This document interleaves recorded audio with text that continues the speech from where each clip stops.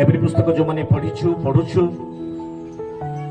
से माने समस्ते आमे द्वंद्व अच्छु ये पुस्तक लेखक किए लिखिछि कहीं लिखिछि यार उद्देश्य कौन एवं लेखनी संपर्क में जिते आम आलोचना मध्य को जाऊँ बेले बेले केतोटी शब्द को नहीं कि बुझा गले आम को लगे यह संभवतः पाउल लिखिछंती आउ कहा कहा मनरे आसे यह संभवतः बर्णबा लिखिथिबे।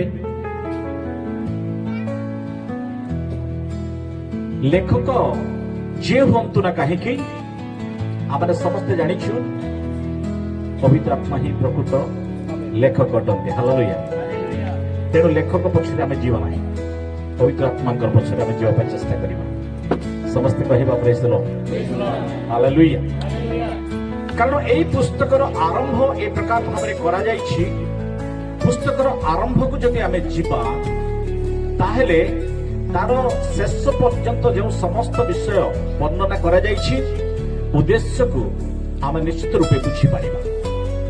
एवरी पुस्तक एक अध्यायर एक आउ दुई पद एक पद प्रथम पद ईश्वर पुरा काल रे विभिन्न भागरे ओ विभिन्न प्रकारे भावादि मानक द्वारा पितृपुरुष मानक कथा कहि ए शेष काल रे पुत्रंक द्वारा आम कथा कहि अछंती। धन्यवाद।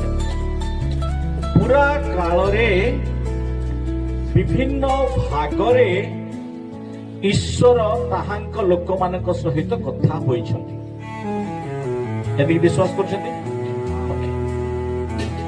आउ सही ईश्वर आज मध्य एही काल रे विभिन्न भागरे अर्थात विभिन्न भौगोलिक स्थान विशेष परिस्थिति विशेष आज मध्य परमेश्वर ताहांक लोक मानक सहित कथबार्ता करुछंती। एवं सबुठारु गुरुत्वपूर्ण विषय हला आमे जो काल रे बसवास करुछु एई कालर नाम होछि शेष काल। की काल? शेष काल रे प्रमोद कुमार गुरु प्रचार करि परिबना। शेष काल रे बिली ग्राहम मध्य प्रचार करि परिबना। शेष काल रे जे कथा कहिबे से दुई पद पढो। ए शेष काल रे पुत्रंक द्वारा आम मानक कथा कहि अछंती। Okay okay okay.